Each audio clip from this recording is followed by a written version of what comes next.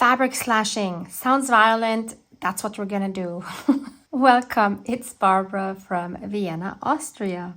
I haven't done that intro in a while, I think. So I made this yesterday.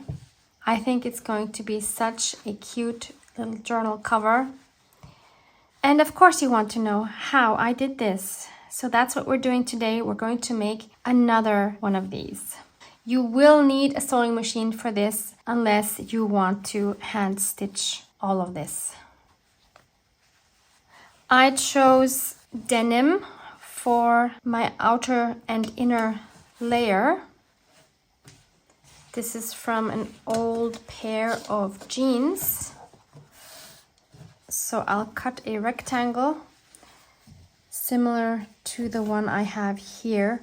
Actually, let me give you measurements of this one. The length is approximately 8 3/4 of an inch or nearly 22 centimeters by 4.5 inches or 11.5 centimeters. If this is your first time fabric slashing, I suggest you stick to a small format like this because the actual slashing part can be a bit tedious. So I think a small size is great to try it out if this is something for you.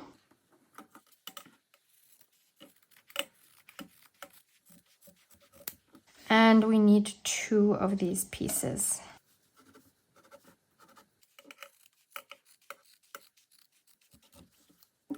Do not worry if your pieces are not 100% straight or even, because as you can see here in the end, it won't really matter. You won't really see it. So this is a great project for those of you who do not like to be precise.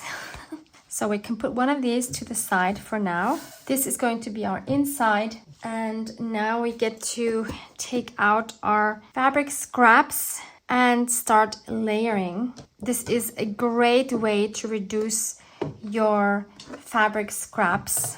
I like to choose colors that are in contrast of my material. So if this was a very light material, I would go for dark. But since this is dark, I will go for light. Although again, when we check this here, once the jeans material frays, it gets white edges like this. So don't worry about which fabrics you choose because you will only have little bits peeking out. Like I love the orange peeking out of this one, so I definitely want to add more orange. We can see a little bit of red here and there. So it's not a lot that we'll see. So choose anything you like. You can also add lace. So I'm just randomly going to pick some and start layering. Because it's me, I'm going to layer either horizontally or vertically. I'm not going to do angles, but you do you. I wouldn't see why you wouldn't do angles. And I want to make sure that my whole piece here is covered. So it doesn't matter how big your pieces are. You won't know which parts are going to show. So don't worry so much about what you're actually putting in here. This is a very strange, irregular piece. That's not gonna work for me. It would be no problem whatsoever. So, okay, this is an irregular piece. I'm just going to go with this one. Going out of my comfort zone. We're all putting them side up because this is the side that's going to show. I find all kinds of interesting pieces that I haven't used in so long. This is such a great project for that.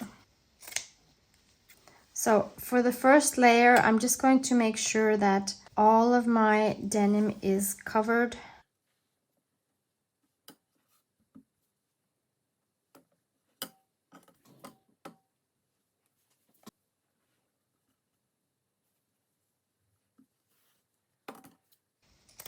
So this is that same orange that I used in the other one. Don't worry about covering up some of the fabrics you want to show because in the end, a lot of these will show through, but only tiny, tiny parts of them. So now I've got everything covered and now I'm going to keep going This is not a scrap, but I definitely want some of this pink showing. Yeah, the question is, when do you stop layering? And I guess the answer to that, oh, this will not tear, oh my goodness. I guess the answer is you keep going as much as you think your sewing machine can handle. I have a heavy-duty Toyota jeans sewing machine, so I know it can handle a lot of layers. I think for the other one, I had, I don't know, at least 6 layers. Of course, not every spot is going to have the same amount of layers.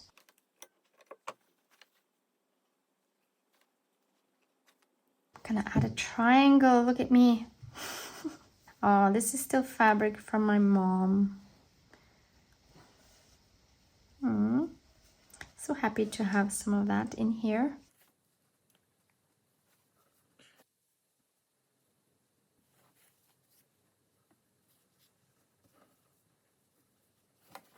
Don't forget to also keep going on the edges.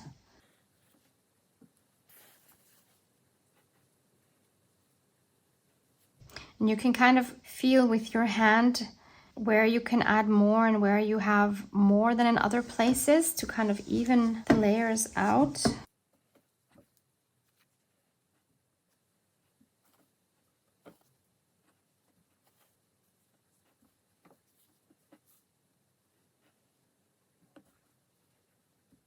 Can feel there's a lot more here than here.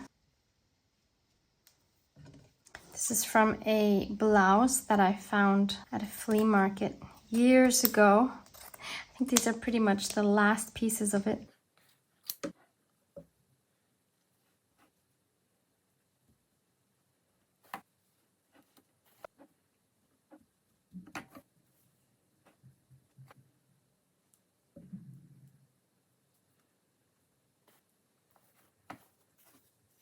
These are also very special. This is like raw silk. My mom had made a ball gown for me from this fabric. It's okay that I won't see a lot of it in the end. I know it's in there.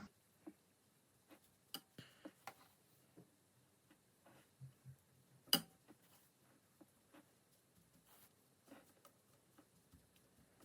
think a little more here in the front, and then we've got it.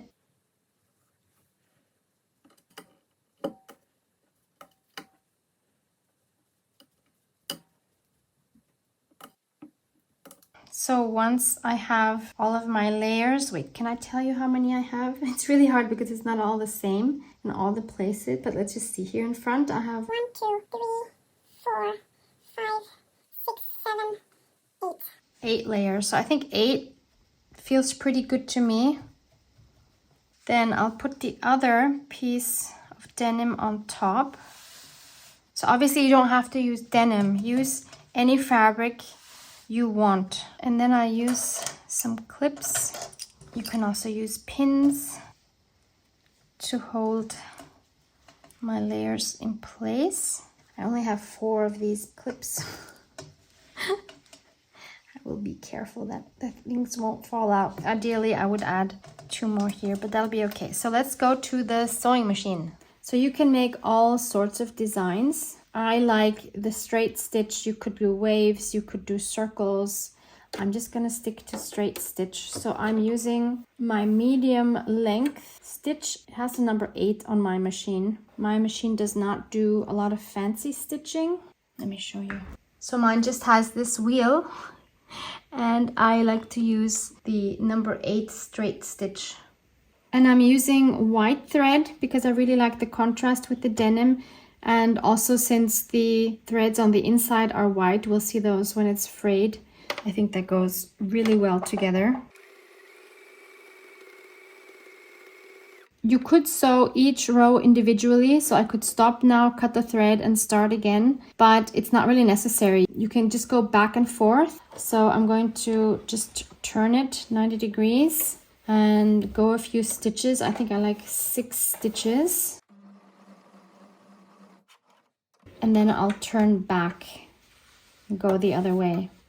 and try to stay parallel. But as this is a junk journal, it doesn't matter if it's not totally straight. At least to me, it does not matter.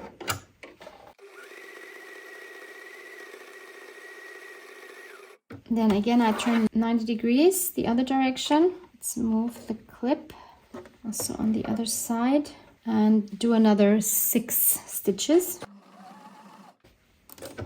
Turn it again 90 degrees and keep going. So as you watch me sew this cover, I want to take a moment to talk about sustainability in crafting. One of the reasons I love making junk journals, and I'm sure this is relatable for many of you watching, is the opportunity to repurpose and recycle materials. There's something incredibly satisfying about turning what some might see as junk into beautiful, functional art, don't you think? It's not just about creating something new, it's about giving new life to old items. So when we repurpose materials like using these old jeans for a journal cover, we're not only reducing waste, but also creating unique, one-of-a-kind pieces that tell a story. Each piece of junk we use carries its own history and character, which adds depth and meaning to our creations. Repurposing materials is not only environmentally friendly, but also cost-effective. And you'd be surprised at how many wonderful supplies you can find in your own home or at local secondhand shops. Items such as old books, fabric scraps, buttons, and ribbons can all be transformed into beautiful elements for your junk journals. And by incorporating these practices into our crafting routines, we can make a positive impact on the environment and create beautiful, meaningful art at the same time. Repurposing teaches us to see potential in everything, to value the old and the discarded, and to appreciate the beauty in imperfections. So I hope this inspires you to think creatively about repurposing materials in your own projects. Every little bit helps, and together we can make a difference. So this is the front with the fabric looking towards us, and this is the back. As you can see here, the inside cover was not quite as wide as the outside cover, so I do have the stitching here on the edge, but not really here. We will see if that makes a difference afterwards. Right now, I'm not going to worry about it.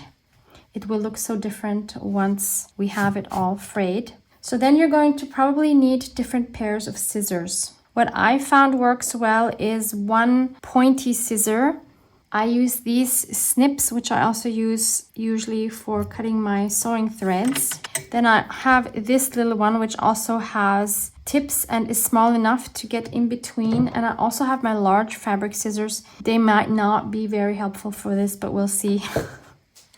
So this is the part that's a little bit tricky.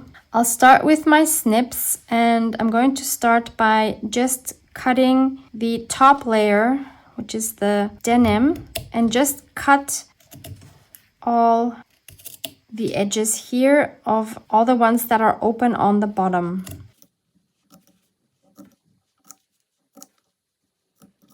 I found this the best method for me. And then I'll turn it around and I'll cut all the ones that are open on the bottom now.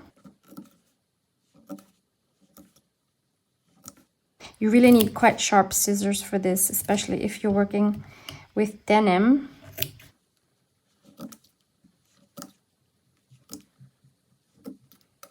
Okay, and then I'm going to go ahead. I'll actually try it with my large scissors and just get in there. Just do the first layer and cut all the way until the end here. And this is again where I won't be able to cut all the way through.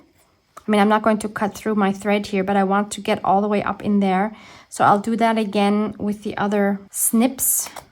So I'll just cut all of these, just cutting that first layer of the denim.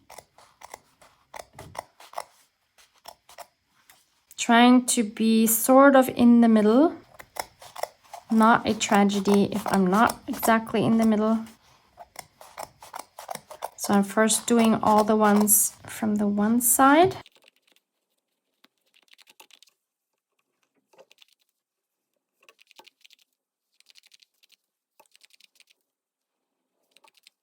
And then I'll come back in with the snips and snip to almost all the way to that stitched edge. You see how far I'm going?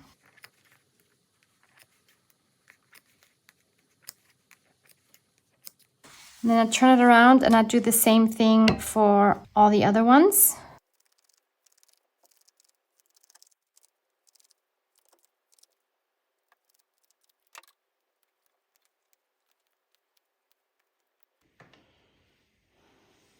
So we have all of our cuts in between the sewing open. And if we fold that out, we will see our fabrics underneath. But of course, since we need those frayed, we need to cut those as well. And that, for me, is the most challenging part, to cut through all of those layers. And I found that I have to switch between the scissors. And the most important part now is to not cut through your inner fabric or denim layer. So be sure to get in between your layer and all the other layers and cut along that same cut that we just cut before. I don't think I have the perfect scissors for that. I'm thinking actually it would make sense to not cut through the lowest layer of fabrics. I'll show you in a moment why. See here, it doesn't really cut that well anymore. And the fabric scissors don't cut this either. So that is the part I think that takes the longest and is the trickiest. So I'm switching to my snips. Yeah, that works better, but it also doesn't always work better. So you'll just have to go back and forth between your scissors and see what works for you. Okay, so for example here, I didn't cut through that last layer. Let me show you why. When we look at this piece, here's a good example. I cut through all the layers and we see a lot of this denim material, which is fine, but I also think it would be fun if there was a layer in here that showed a little bit more color. I mean, in the end, when it's like this, we don't really see the denim either, right? So in the end, it probably doesn't matter at all. So do what works for you. You want to make this as easy as possible for yourself. So then I'll just move on to the next one. But please do not cut through your other denim layer. I mean, these snips probably work the best.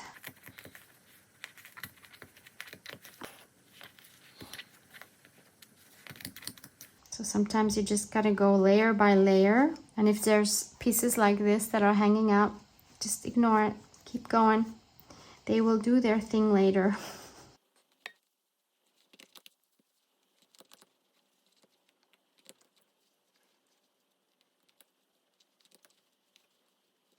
Two done. Lots more to go.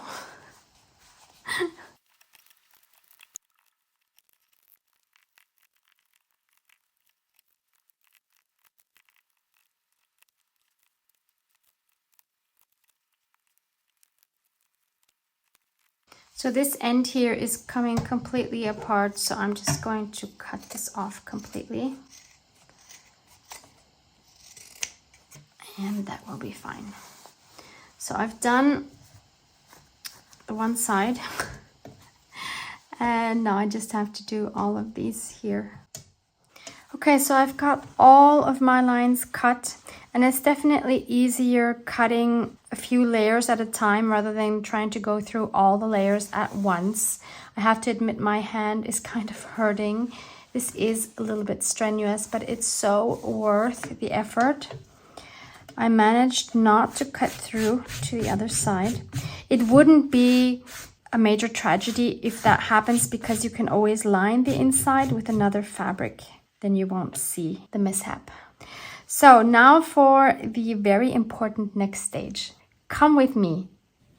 So now we're just going to throw this thing in the washing machine.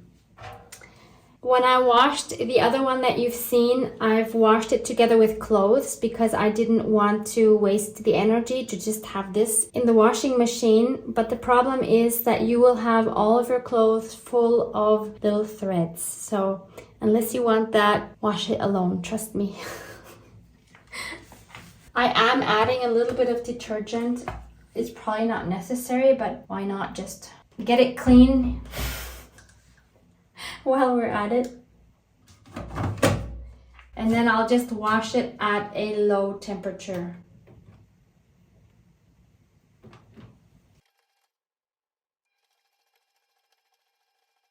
So it's 45 minutes later. Let's see what it looks like now.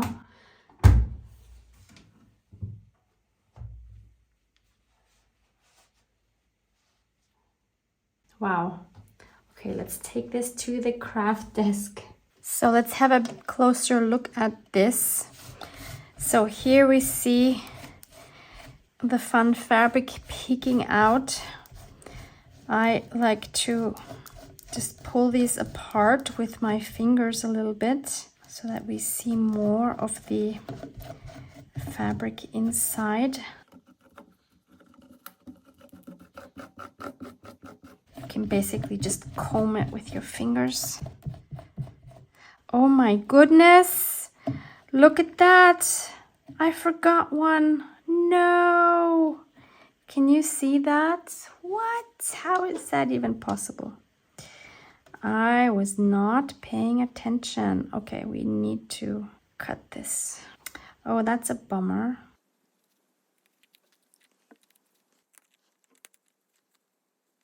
If you have a dryer, you can put it in the dryer as well. I'm assuming it will get more raggedy and frayed in the dryer. Feel free to give that a try. I don't have one, so I cannot tell you. Okay, I think we're good. Let's open this a little bit as well. Yeah, this is looking really nice already.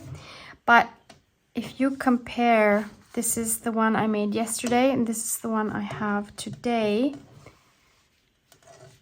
You see there's, or maybe you don't see it so well in the camera, there's a lot more threads hanging here still. So what I did yesterday was I just trimmed those down a little bit. I mean, obviously I love all the threads, but this is too much even for me. So I'm just trimming them down a little bit with my snips. Obviously I still want the dangling threads, but just not quite that long and that many.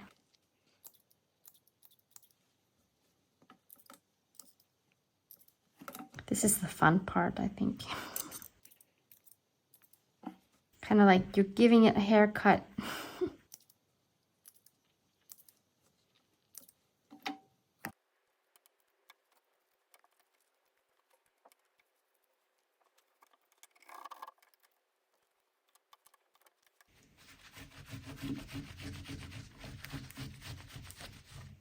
So this is what I cut off. I'm happy to leave these fabric pieces that are sticking out like that. Also here, the pink, I love that. I do have more of the orange peeking through than in this one. I actually like this one better. This one is almost too raggedy. I don't know why this one is more raggedy than this one, but I really like this one. And this one is just a little bit wider than that one, as you can see. Doesn't matter. So this is the inside. But of course this now needs to dry. So I'll put this on my balcony so it can dry in the sun. And in the meantime, let's continue with this one because it's exactly the same thing more or less. So I just wanted to show you options for the inside. So either we just leave it as it is, which I think is fun because I kind of always like seeing parts of the construction of a journal. I think that just adds another special touch to it. But if you wanted to cover it, you could just cover it, for example, with another piece of fabric. I've already cut this one down to fit on here perfectly. This is a Tim Holtz fabric called Fractured Mosaic. You could either just glue it on or stitch it on. Yep, I think either would work. Or you could again use some recycled material. This is packaging. I've just sewn around it once with the white thread. In a zigzag stitch, I've inked around the edges with walnut stain. And this I would just glue on since I already have the stitching on it. And the advantage of this one is that you also get the beautiful sound of the paper crinkling. And I just love that. And I think that's what I'm going to do because I'm a sucker for that sound. So just use your preferred method to glue down fabric. Mine is to use either fabric glue or regular PVA glue. This is the one that I still have left from Action, which is no longer available. I will never understand that. Still heartbroken about that. So this is the back side, and I like to thin it down with a little bit of water. And then we can just brush it on our surface. Since I'm not sewing it on, I want to be sure to get it all the way to the edges.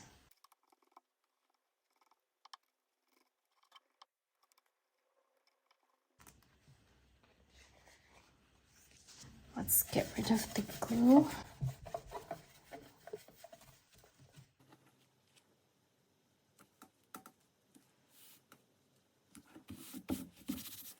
And I just realized what I forgot. Oh no.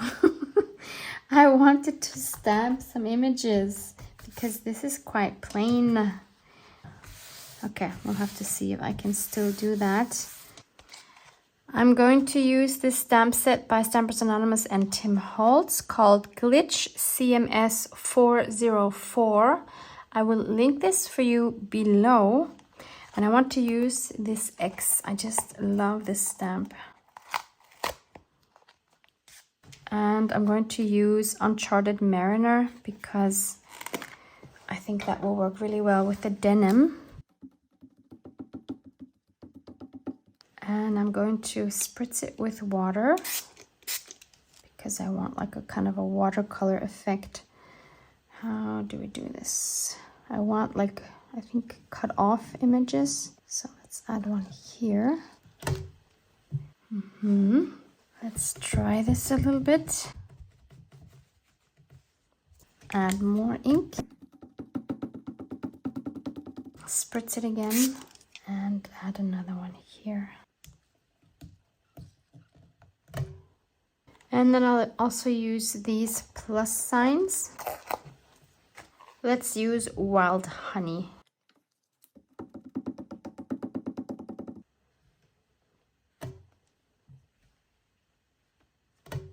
There's probably no point in putting anything here because that's the spine of the journal.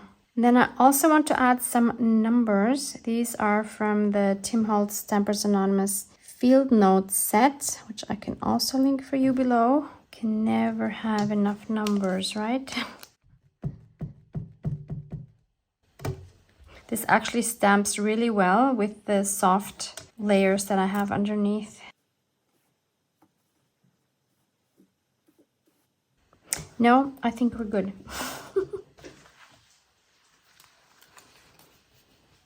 So that's our finished journal cover. I would make a hidden spine for attaching my signatures because I would not want to sew through the spine here. See, this one, since this is the middle one and it became the spine, it would have been really nice if the bottom layer of the fabrics would have still been there. So I don't have any plans yet for the inside of this cover. So if you have suggestions on what to add here, what kind of paper or fabric or how to do it, let me know because I'm open to suggestions. So have fun playing with this method. Love you guys. Mwah, mwah.